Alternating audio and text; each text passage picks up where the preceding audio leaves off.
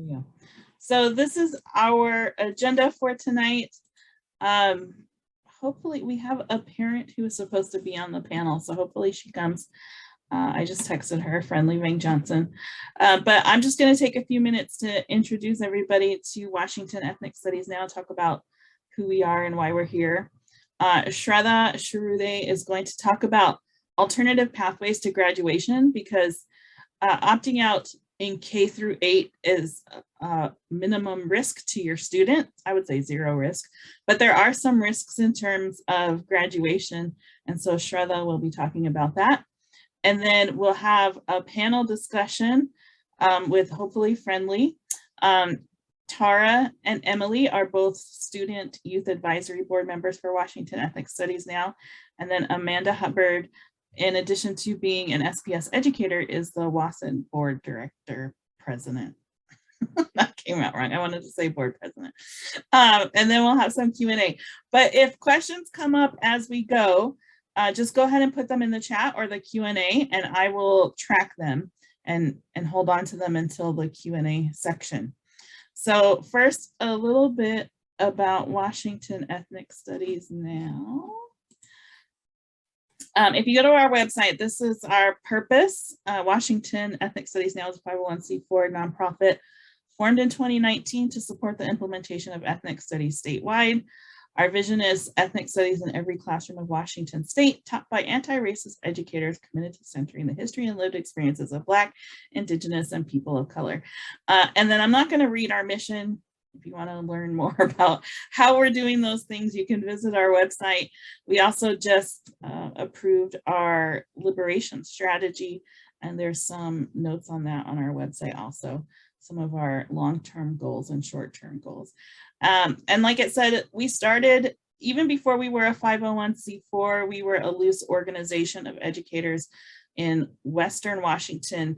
Before ethnic studies became a buzz phrase in Washington state, we were doing this alone in our classrooms, and we decided to get together as educators to support one another and create a community. And then we turned into kind of an advocacy group, which led to the 501c4. We also have a 501c3 organization that funds some of our programming, our youth programming and things like this. So, I think that's all I have. I said I was going to talk for 10 minutes, but oh, I did want to talk about why we are opposed to standardized testing as an organization that supports ethnic studies. And I put this picture of Wayne Au up here because he recently did a board work session for Seattle Public Schools.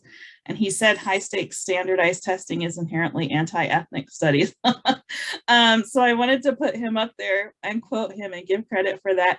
I mean, I think most ethnic studies educators would agree with that.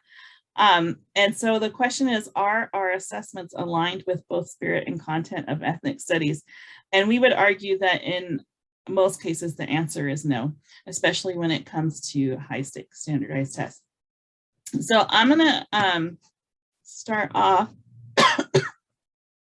excuse me, by putting a link to some resources in the chat. And part of the resources include some things that Dr. Au has written himself about why standardized testing is dangerous and harmful for our students. It includes in the folder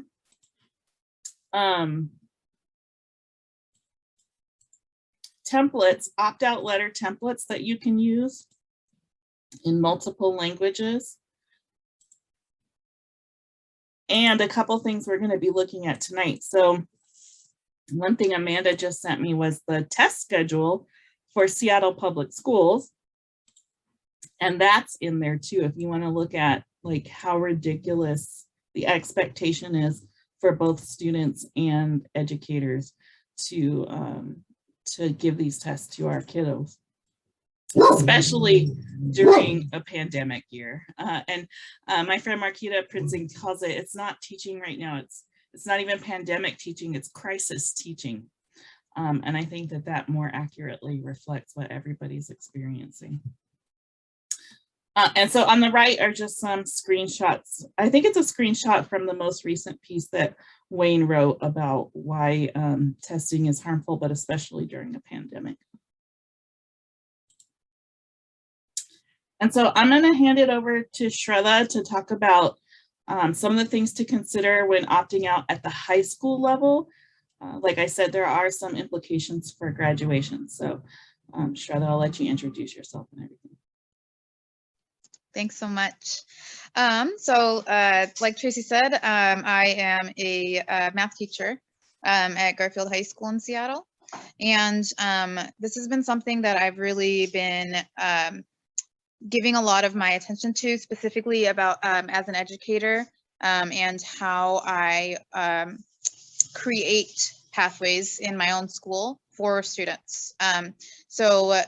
In OSPI, the graduation requirements for students are to pass a English and math assessments that show that they are college ready, college and career ready. One of those is the SBAC test, the Smarter Balance Assessment Cumulative Test. And alternate pathways were created a few years ago. There's several of them. I'm going to speak more closely on the math side, but also many of the same ideas apply on the English side. One that works for both is that students who opt out and take a college in the high school or an AP math or English course do not need to take the SBAC test. So those are options for alternative pathways. There are also alternative pathways through, I'm sorry, I just lost my entire train of thought. It's been a really long day of teaching. I just said about the classes. And then, so college and the high school and AP classes in both math and English are alternative pathways to graduation. There are also courses called Bridge to College. And again, those are the same courses that are offered as English for English and for math. Often those are the courses that are used for students who have gotten a less than a 3 on the SBAC previously. And so they are registered for that class as seniors since they have tried to take the tests 2 times and not passed. However, if you opt out, many high schools offer that course as well. But if you're worried about your student being too accelerated, then the college and the high school courses or the AP classes are also an option. There are also a few other OSPI approved courses that your high school may offer. And so if you check with your counselors, that would be step number 1.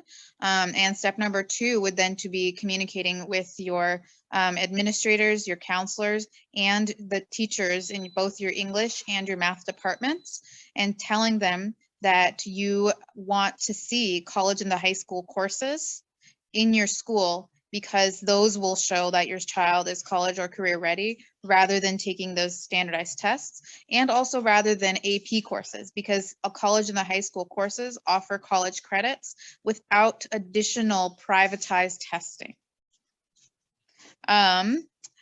In the chat, is that something freshmen need to worry about? My recommendation is always start now, because to get a course created or implemented at a school takes time. And so if you if you start having those conversations with your teachers and counselors and administrators at your school when your student is a freshman, there is a higher likelihood that those courses will be offered when they are juniors and seniors.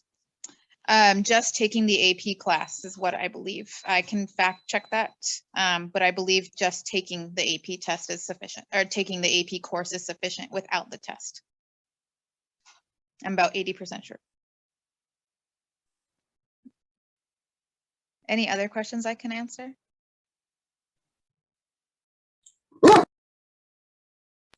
I wanted to talk about my dog is barking.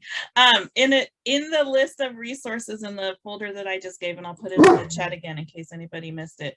There's a link to the OSPI website that has all of the alternatives to graduation if you opt out of standardized testing. Any other questions specific to alternatives at the high school level?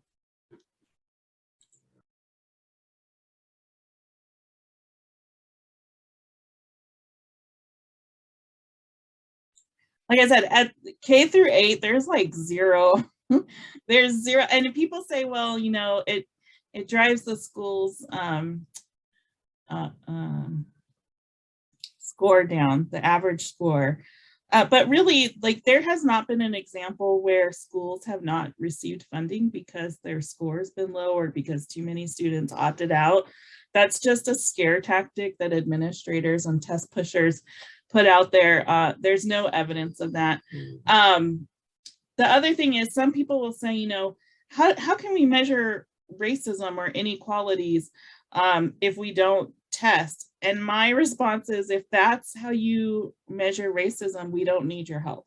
Like, that's the whole white supremacy culture of worship of the written word and numbers over people. And if people of color telling you that there's racism isn't good enough for you, then you are missing something. Like, go back and read How to Be an Anti-Racist or something. Like, I don't even know how to explain that to you. So those are like the two arguments I hear most often, is the funding argument, and then how can we measure inequities without standardized testing. I was on a panel about how to decolonize data, and like everybody on the panel agreed it's narratives. You decolonize data through valuing qualitative data over quantitative data.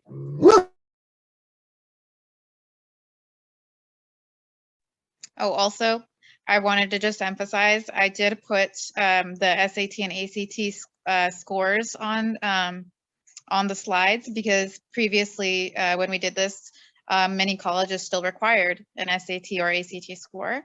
But recently, many colleges, including Washington State colleges, or at least University of Washington, and I know California state colleges have all made SAT, ACTs optional for applications, because higher education is acknowledging that we do not need to have standardized tests to see if students are ready for college.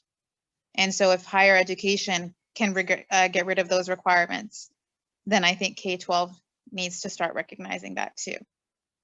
Usually K-12 gets there first because we tend to see our students as more human. And it's concerning to me that we haven't yet.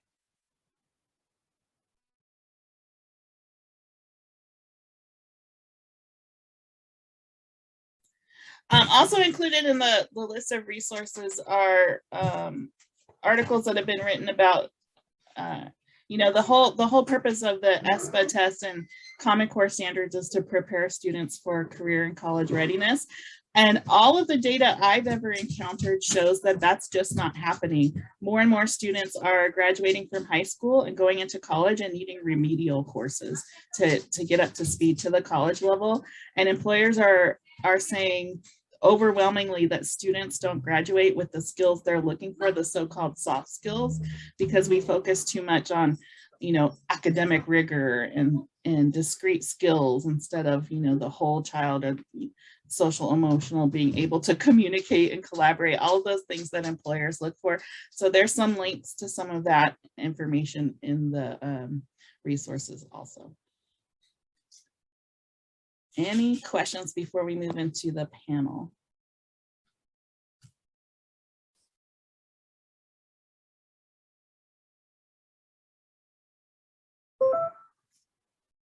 Okay, like I said, during the panel, I'm gonna stop sharing. If you have a question, go ahead and put it in the chat or the Q&A section, and I'll track those and I'll make sure to ask them. So on the panel, we have Amanda, Emily, and Tara. And Shraddha, since Friendly didn't come or hasn't shown up yet, I'm going to ask you to stay on the panel. So I'm just going to start by having each of you introduce yourselves. And that's just friendly. She asked for the link, so I'll send her the link and hopefully she'll come. So how about if we start with Amanda? Hey y'all, I'm Amanda Hubbard. You know my roles, but to remind you, I'm an elementary educator in Seattle Public Schools. I work in the English language development department, and I am also the board president at Washington Ethnic Studies now. And I am vehemently opposed to high stakes standardized testing. And if you take a look at that testing calendar, your elementary kids are in for a wallop, and I need you to know that it's already started. So like, welcome. Let's get you out.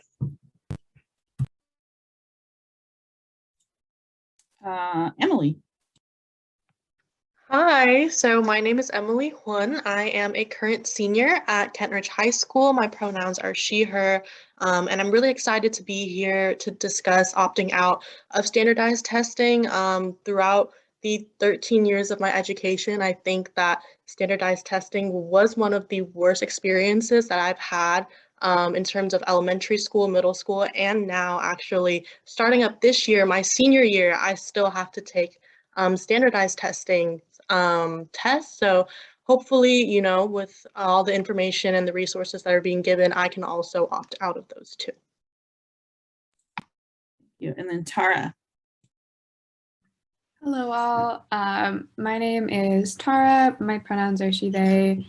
I am a junior at Foss High School in Tacoma, Washington. I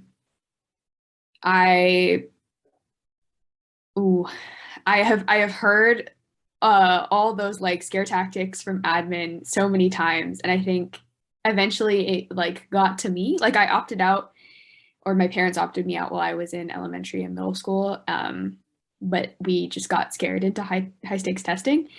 So like Emily, in one of maybe the most potentially stressful years of my education yet, I have piled on top days and days of testing starting next week and going for the rest of the year, kind of. But I'm looking forward to talking to you all very much. Thank you. And then Friendly.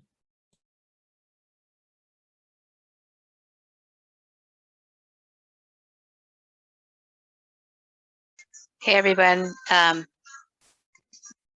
Friendly and I'm multitasking on this call. Sorry for my tardiness in joining you all. I'm gonna assume that what we're doing is doing introductions.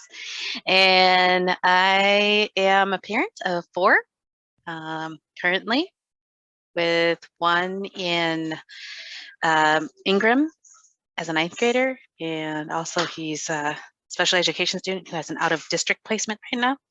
So he's at Yellowwood. And then I have a 6-year-old, a 4-year-old, and a 1-year-old.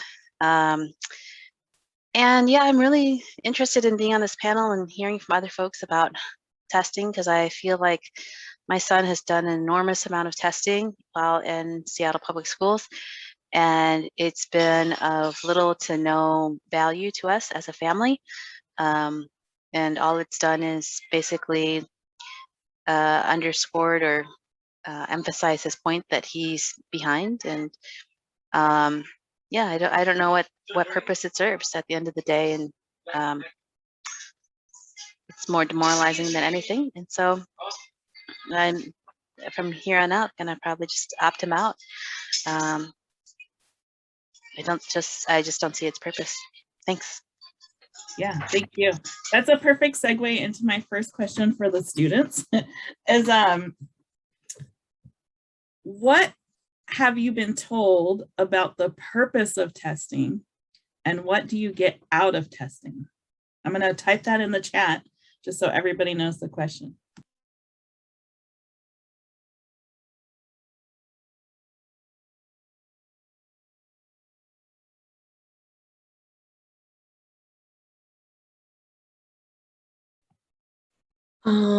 I can go, Tara, if that's good with you, yeah. So for me, I have been told by administrators, by teachers, by counselors that testing helps measure where I'm at in my academics, and it's a great way to see if I am up, I guess, up to skill with the rest of my age group. Also to see, how I am within the state and the state average, because I remember when I would take the SBA or the iReady testing in my elementary school years or my middle school years, they would send home papers showing if I was above average or below average or I met the standard. But in all reality, when I took the test, I genuinely didn't know what the standard even was. I didn't even know what the expectation was.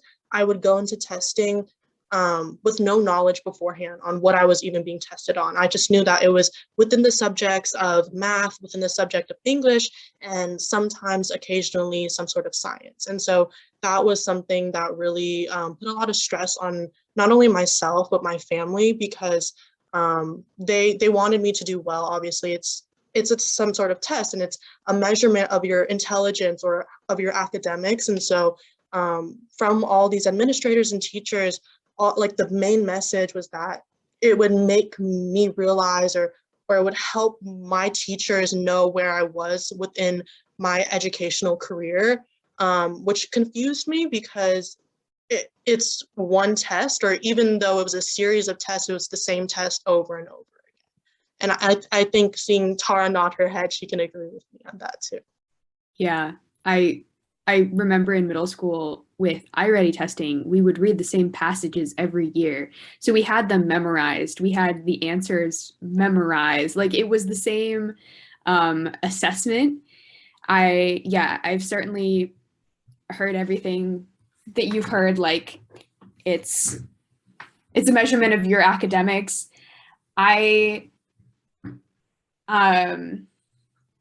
Because like at least like there's a bit of a difference in my mind with like state testing and then SAT, which like or APs that like colleges want. I've been told like certainly like that it's for the school. Like if you're not trying for yourself, you should be trying because you care about your school and you care about your school community, and you should be taking this because you care about them doing well, about them getting funding, about them seeing like what a great student they've produced. And that kind of like guilt trip, in a way, the purpose. Yeah, definitely the like seeing if you're like up to par with everyone else, that sort of like comparison.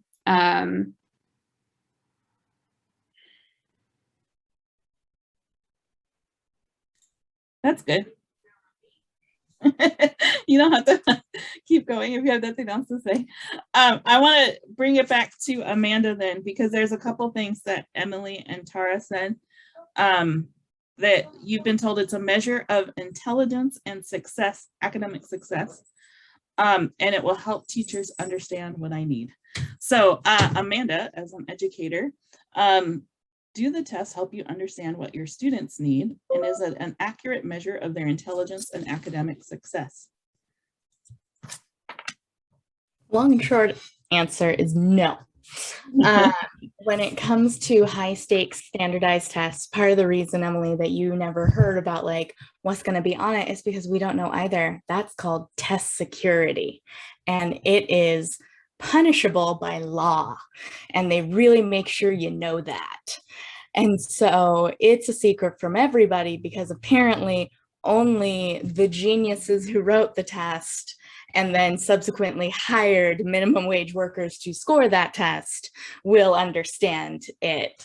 There's no guarantee that these tests are being scored by any sort of educator when you are submitting this high stakes SBA multiple day, hours long assessment that basically effectively ends the year when it is given in the spring. We can talk all we want, all the word salad about how like learning doesn't ever stop.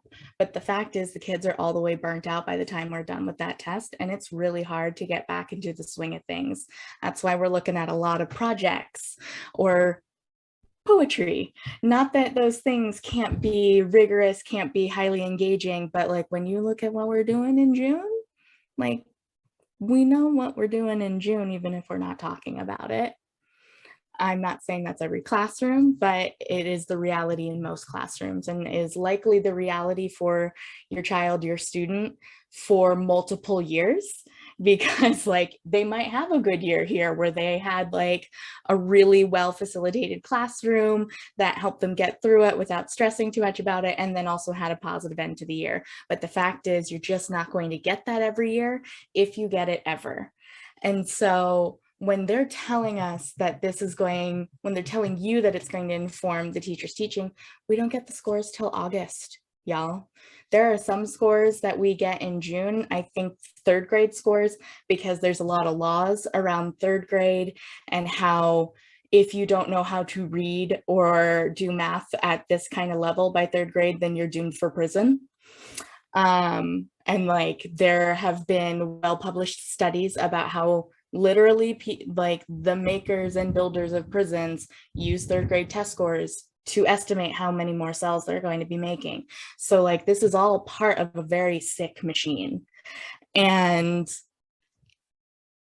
we can't use that. That's for a group of students who we said goodbye to. So even if we trusted all of the nonsense that they try and tell us about why we need these tests, the fact is the timeline doesn't even match up. And in the meantime, you've got kids sick at home worried about the letter that gets sent home in August to their parents saying whether or not they're a good student. And the fact is the people who know that are the people who are in the classroom every day. And it should be the teacher and it should be the student. It's not going to be a piece of paper that arrives in the mail. Because we are people, not test scores or numbers. But that always seems to get lost in this conversation about needing to know where you're at. If I don't know where you're at as your teacher without this test, I should not be your teacher. Thank you.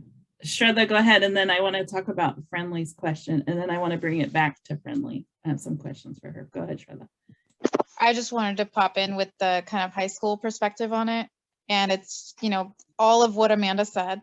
I have never in my life seen these scores. I see scores from middle school for some students in order to, if we haven't gotten any communication from their middle school about what middle school classes they took, as in we don't have a transcript, then we look to their SBAC score to see, oh, well, maybe we can place them here, or do we place them here?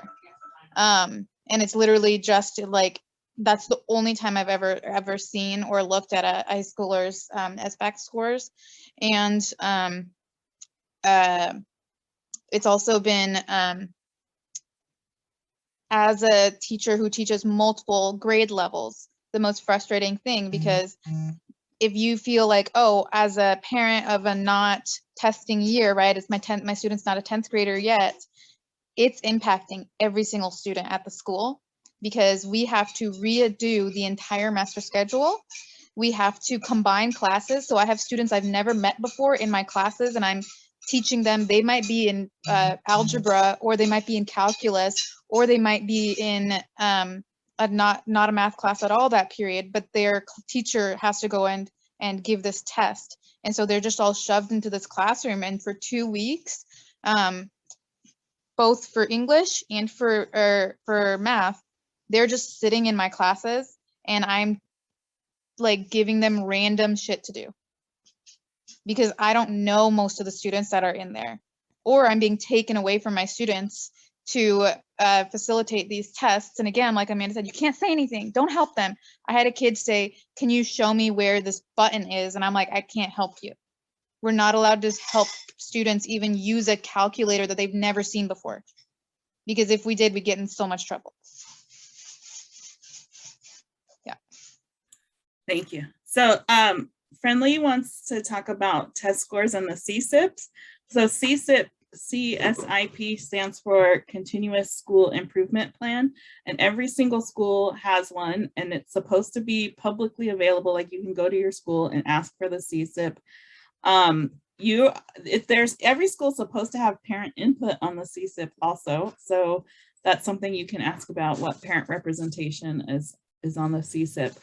But the goals are almost always aligned to test scores. So they'll say, we want to increase test scores in the 7th grade from 30% passing to 70% passing, right? And then there's always, well, at my school, there were racial equity goals.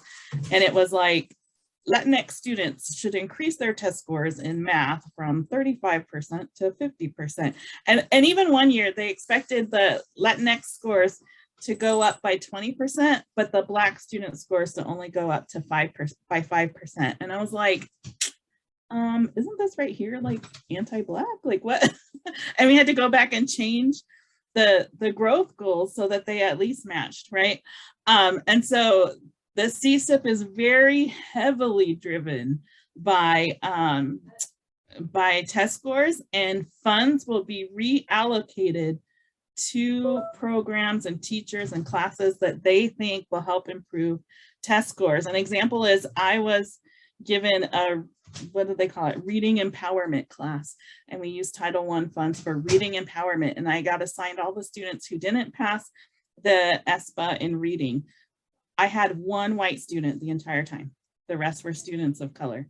And these were students in 6th grade who were able to read and critically analyze the novel 1984. Because I said, you all are in here because you're Black or brown and you didn't pass the racist test. Doesn't mean you're stupid. Like, let's read this novel that some adults can't even get through. And they were making text connections. It was right after Trump was elected. So they were making text connections to things we watched on the news. And so it's just a bunch of crap. Like the CSIP just codifies the testing, it codifies the reallocation of fund, it codifies the restricted learning environments for students, the lack of rigor, like it codifies all of those things that we know standardized testing does. I hope that answers your question, Friendly. But Friendly, I want to bring it back to you because somebody mentioned guilt tripping families and students into taking the test. So I want to ask if you've ever experienced that pressure from administrators and teachers or any type of guilt tripping in terms of testing your students. Yes. Well, I did have one encounter with my son's, it was 6th grade. He had just gone into middle school. And you know, back then we were very deferential parents and we didn't ask too many questions because we just believed like whatever the teachers and administrators say, they have their the best intentions. And so we just follow their lead. And very early in that year, we had an IEP meeting and they said, well, based on, you know, this score, that, and where he's at, we are going to put him in this English language arts class, special education. We said, okay, sure. If that's what you think he needs, then that's what he needs. And subsequent to that, later on in the year, I went to volunteer in his classroom because I think the teacher thought I would be helpful, and I, with every intention, went to the classroom to be intentional, to be helpful. But I noticed a lot of just things not right, like computers not working for the students being completely disengaged. And the kids were, you know, they were doing very minimal reading, just very basic things. And so I said, I don't understand why my son is in this class. You know, I don't, he knows how to read. It's things like inference that he doesn't understand, right? And they turned to me and they said, well, can you explain to us why, you know, his SBAC scores and why he shouldn't be in this class? And I said, no, I can't. That's your instrument. You should tell me if you are using this tool as a rationalization of why he should be here, then you tell me, how is that linked? And right then when I pushed back, the principal said to me, oh, I'm so sorry. He should never have been put in this class. This class is for kids who are learning to read, not reading to learn. And so we're going to take him out of this class and put him in a different classroom.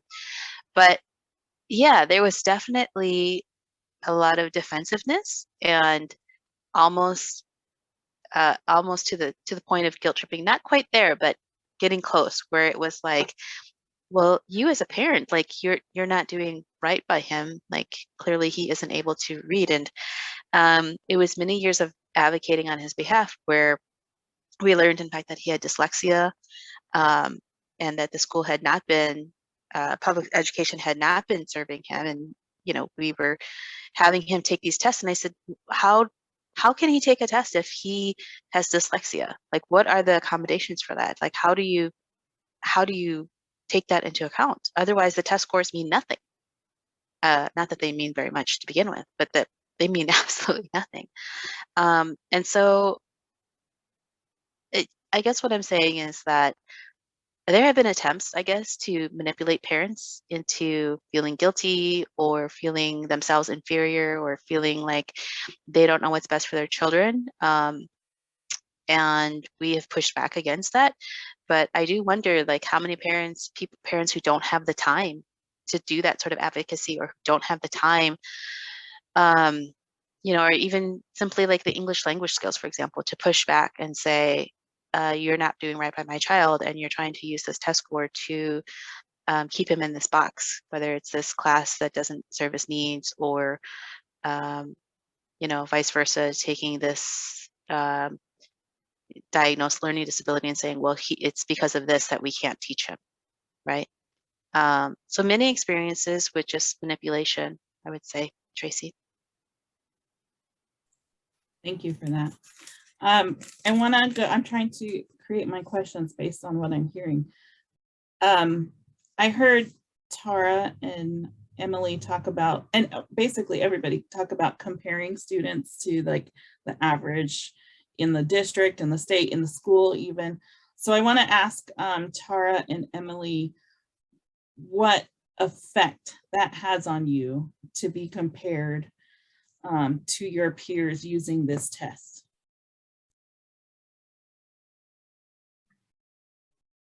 I can speak, Emily, if you want to just like kind of trade off here. Gosh, it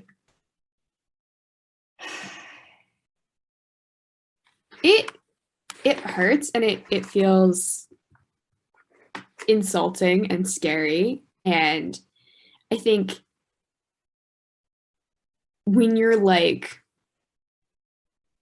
stuck in just being like a school community where there's not, or where it is so strictly enforced that teachers literally cannot talk about this, like they cannot tell us this information, and you don't have some sort of perspective outside that like challenges the idea that like this score would make you less than or better than your peers.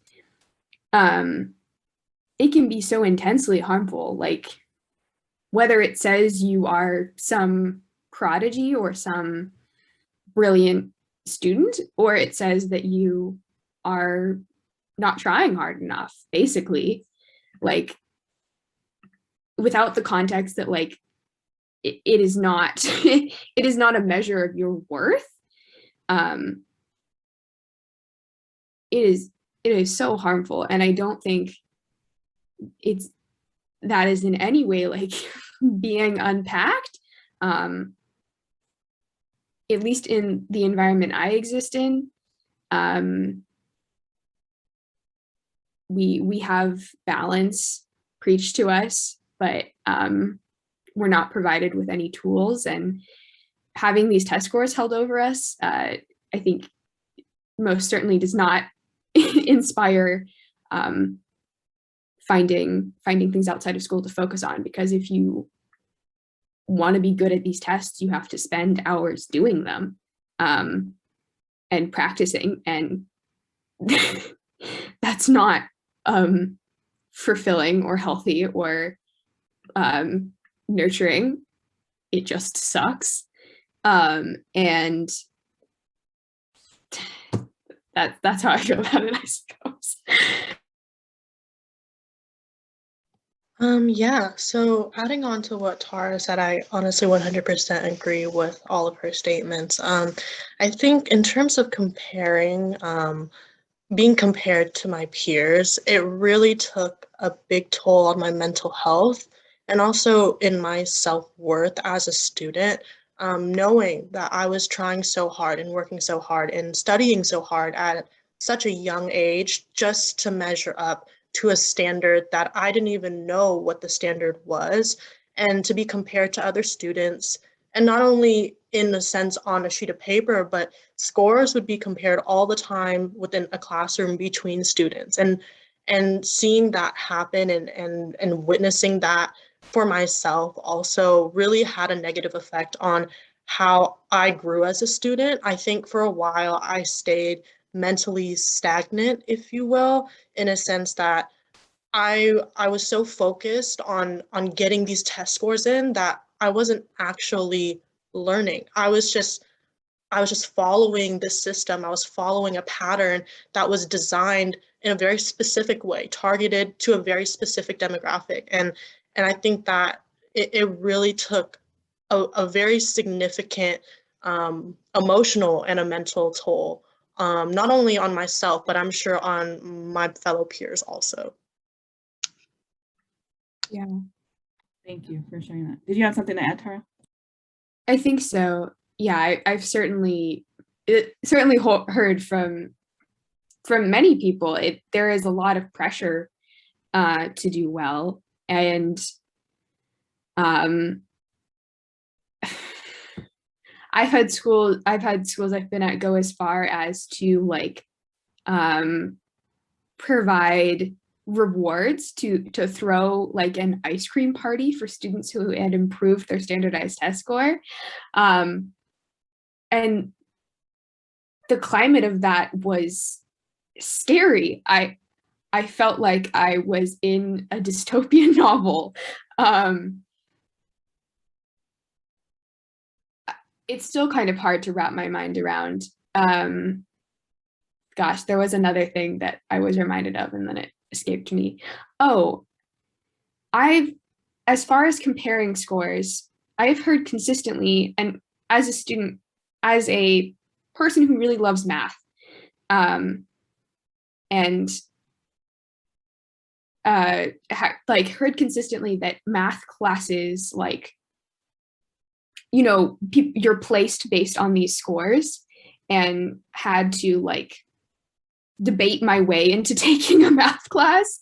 And I'm just curious, like from the educator perspective, what that looks like, as far as comparing students. Yeah, can I come back to that and we'll ask Shraddha about that specifically? Because Friendly touched on a couple things, and one is special education and ELL. And I don't think people understand the additional testing that happens for those students who are identified as English language learners and special education students. So Amanda, I know you teach ELL students, that's your wheelhouse. So can you speak to that also? Yeah, so when I mentioned earlier that like for some of your children, some of your students, it's already happening, my test window opened basically the first day of school.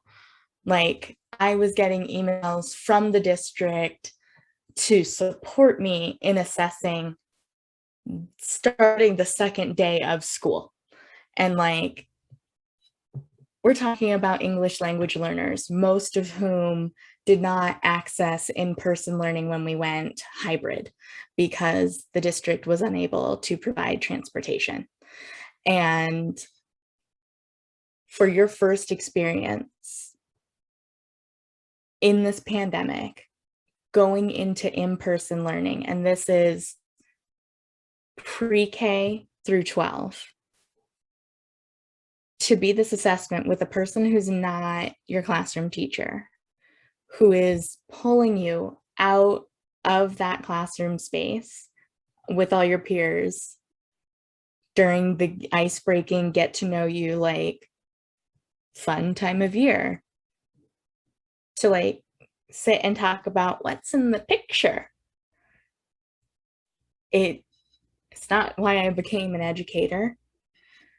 And it's a state requirement. So it's like, it's such a big, like, unwieldy part of the system that you can't be an ELL student without taking the assessment. You also can't not be an ELL student without taking the assessment unless your family knows or takes it upon themselves to advocate strongly enough to submit a written request that your child be taken out of the program.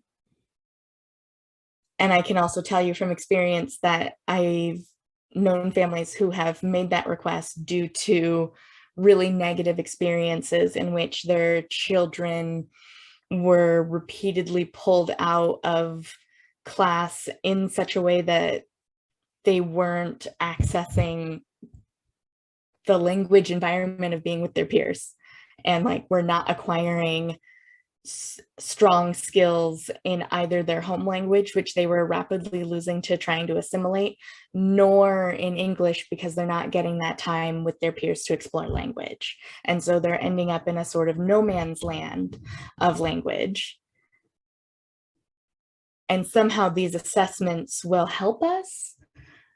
I can tell you that I've never been able to use the assessment data from it to inform my instruction. What informs my instruction is how is that student who is developing the English language, how are their access points to tier 1, that means like grade level content, how is that going in class? And you know what, a lot of that is frankly just like, what is the classroom environment, and is the teacher able and like willing and actively putting in the time to create the scaffolds needed for someone who to access the language, but not necessarily the content.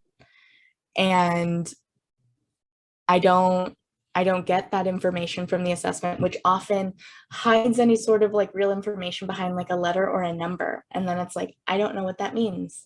This new one that we have, we score part of it. So I guess maybe there's something there and it is an interesting interaction with the student, but I would never want it to be my first interaction with a student, but that is what it's been. And that is what is happening. And I have to believe that there are better ways to get to know a student's language ability without doing it this way. But then they put it under this guise of efficiency, because if you serve so many students, getting to know them in a real authentic way would frankly just take too much time.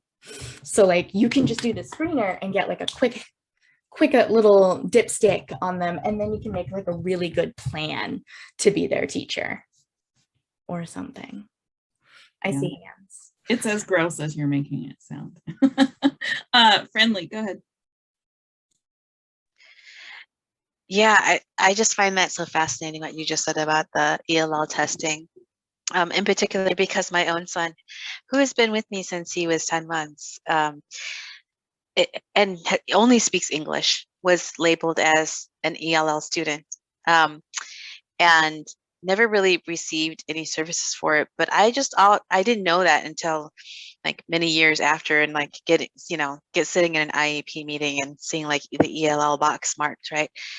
And it's just one of those things where I'm like, is this like to help you all justify why his ELA scores are so low? Is this what it's for? So that you can say, well, he's an ELL student, right? And I think again, by virtue of just his name, which is Hispanic, that there was just this assumption, this is why his English is not on par with his peers, right? And so as you were speaking there, it's just so sickening in so many ways, right? For those students who truly need help, ELL services, right? And then for those students for whom that is not the cause, that's not the underlying issue, why they are not able to learn English the way that it's being taught, right? It's just, yeah, it's just sickening to me on so many levels, the system that we're in. Thank you. I want to recognize that we're into the Q&A time. So if you have questions, again, please put them in the chat. But since we don't have any yet, Emily, go ahead. So regarding the ELL system, obviously it's been a while for me since elementary school, which is when that topic was introduced to me. But when I was registering actually for my elementary school, my parents came in with me to register for classes. And so during that registration process, I was actually the one who did all of that registration with the office administration. But both of my parents didn't speak English that well, or they weren't necessarily fluent. And so throughout that process, afterwards, when I was into the classroom, they placed me into the ELL program and they had me do ELL testing, even though I had taken other English proficiency tests and I had scored above average or above their average at least, and they still put me in this testing environment. And so something that I like remember very, very clearly is within this testing environment, it was POC. It was South Asian, Southeast Asian, it was African American, it was Latinx students. There were absolutely no no white students, none of that. It was all POC. And I remember being very confused to why I was placed there, because my testing scores, my grades, they were pretty exceptional for a student of my age, and my reading level also, because they had a reading level test. And so it was something that had always thrown me off up until this day when I hear about it. So it's very interesting to hear it from an educator's perspective. Thank you. I have one question before we get to Shraddha on the math placement question that I think will be a topic of research for me once I graduate with my PhD. Is the relationship between testing seasons, because there's seasons for testing, and discipline rates. In my school, when I taught middle school, I would always notice an increase of suspensions and disciplinary actions for students. And I've always thought it's because of that stress level. Like kids are they're done and burnt out. They're just so done with it. So I want to just open this up to everybody, including Friendly, because, I'm sure that some of that stress comes home. Have you noticed any relationship between discipline and testing season?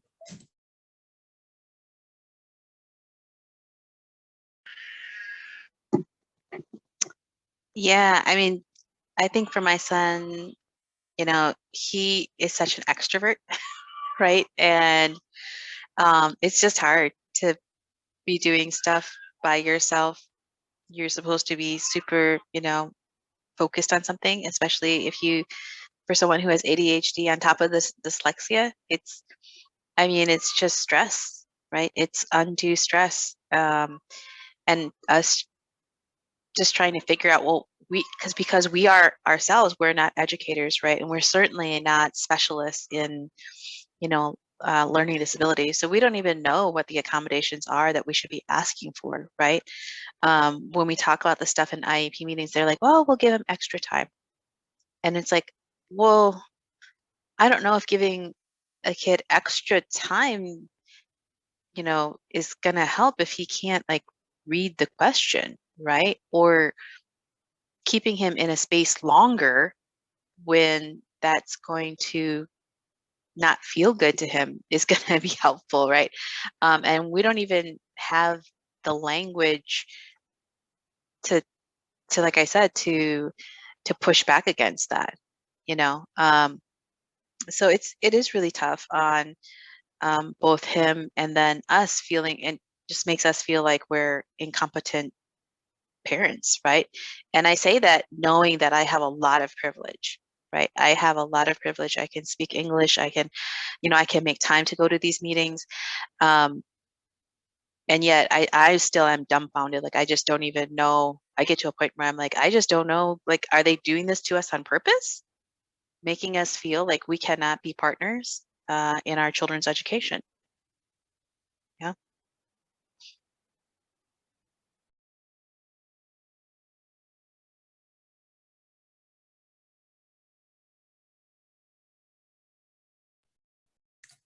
I can tell you at the elementary level,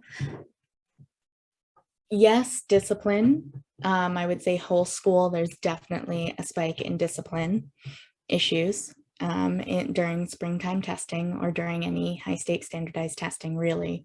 You just have to look at who the players are and what's happening for them. And then you're like, oh. But I think like, especially in elementary, it's a lot more like meltdowns. Like they just like end up having some like tantrums, like some mini tantrums. And it might not be during the test. It might not even be on the same day as the test, but it's definitely part of it. And it's because like there are stressed adults and there are stressed students, and then there are stressed parents about how stressed their students are or what these scores are going to mean.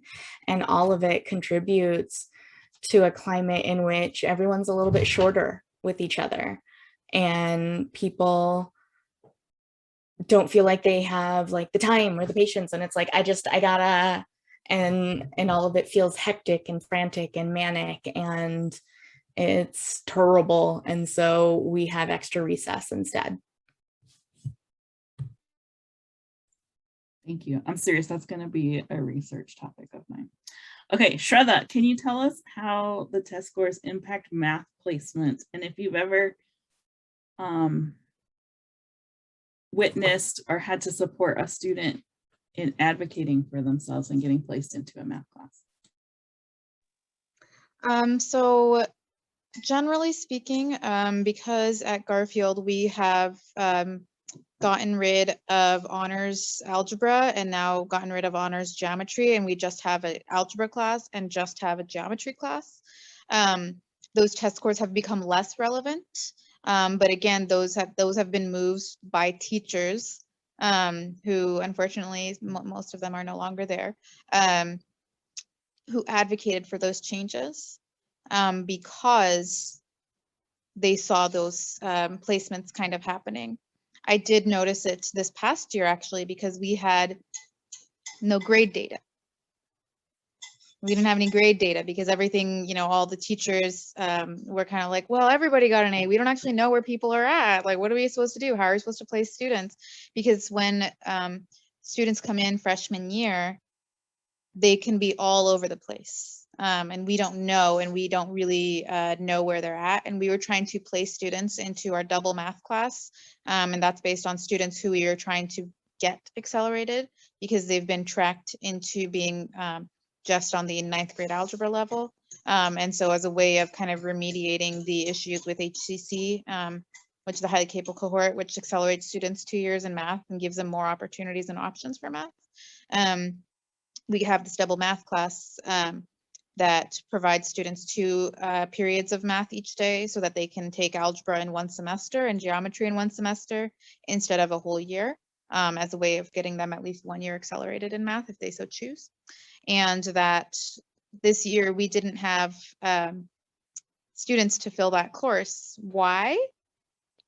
Because the teacher who used to teach it used to go and recruit their students by going and talking to the middle school teachers and saying, you know, who are students that might be interested in this? Can I talk to students? And like taking the time to go do that.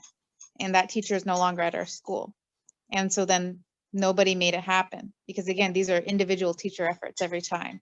And so the moment that they were no longer there, that program didn't have students. And so they were like, well, maybe we can fill it using SBAC data.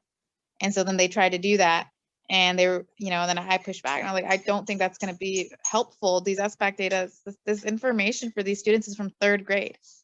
How will this be effective or helpful for a 9th grade math placement? Like, we need to go and talk to the teachers, and it's not my course, so I'm not going to go do that. And, you know, teacher wasn't willing to go and do that. And so the class was dismantled. But that's one way that I've seen that be used. I've also seen it be used, not personally, just anecdotally, that sometimes they will do it if a student is trying to get into like an honors algebra 2 class and their grade doesn't show, their geometry grade doesn't show that they, did super well. But they'll look at the SBAC data and see, okay, well, they got a 4 on the SBAC, so they can go into honors. At my school personally, it's never been used to downgrade a student, but rather to accelerate them. Thank you. I know the example I gave of the reading empowerment class, there was also a math empowerment version, and students were placed in these courses depending on their SBA scores. And that happens more in middle school. Yeah, they were placed into those classes instead of an elective like art or music or language, right? So they lost access and opportunity because of the SBA scores. And I said I had one white student, I take that back, I had 2, but the second one, the mother knew exactly what was going on and had her withdrawn from that class, right? Yeah. And so it takes a lot of parent knowledge and understanding and knowing the system and having the time and the resources to advocate for their child to prevent this from happening. I noticed that those empowerment classes are more at the middle school level than they are the high school. I mentioned earlier the bridge to college math. That's an SBAC placed test. SBAC placed class is really similar at the high school level, but at the middle school level, when I was student teaching, I had to witness that class. And I kept asking if I could take it over like I took over the other classes, but the teacher that I was student teaching with would not. And it was just horrible to sit back and have to watch them call this empowerment. And the whole thing was warm-ups every day with 5 test questions, and they were timed, and how quickly can you do them? Okay, you didn't, here are the tricks that help you answer it. Here's what to notice on the test. And like, it was just an SAT style prep class. And they're calling it math empowerment. And just like you said, all of those students, the behavioral issues were outrageous because they went from core class to core class to core class to core class, and in every single space they had to sit and obey and do, and there was no reason for their work other than you need to pass a test. Okay, we are at time. So is there anything anybody wants to end with?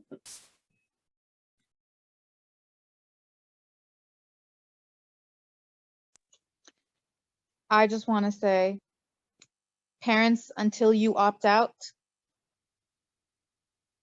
I will have to continue navigating it. It's really going to take an effort from students and parents to say we can't and won't do this anymore.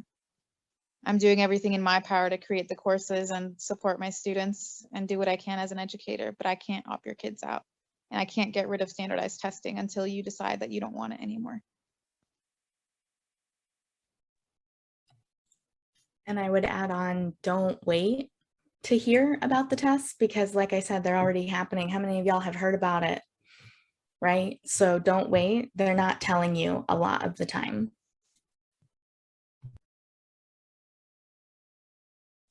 I would also say, as if you're an educator and you're being told that you can be fired for talking about the test, ask for the policy, because a lot of the times that policy doesn't exist and there's nothing in your contract that prevents you from teaching your families how to opt out.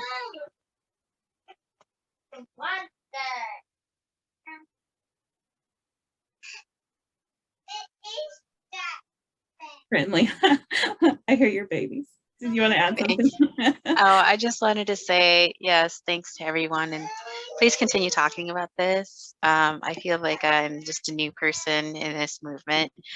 And so I think the more that educators and students can continue enlightening us parents about what is really the point of these tests, and that there really is none, right?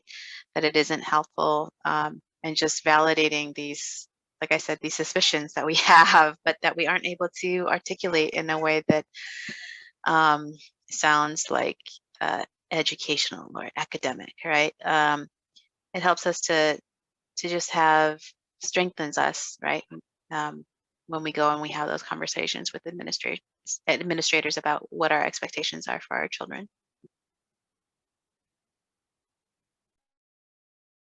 Okay, I put the resource link in the chat one more time.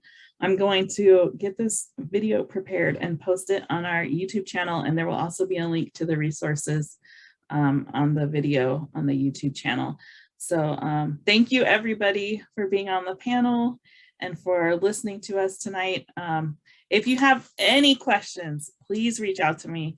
I'm gonna put my email in the chat. Oh, it's in all caps, sorry. And yeah, and we just, like Shraddha said, we also can't have ethnic studies if we have standardized testing. Like we just can't, they can't go hand in hand. They cannot exist at the same time. And so that's a conversation I think we don't have enough. So yes, we would really like to get rid of standardized testing so we can usher in authentic ethnic studies and culturally sustaining classrooms. So thank you, everybody.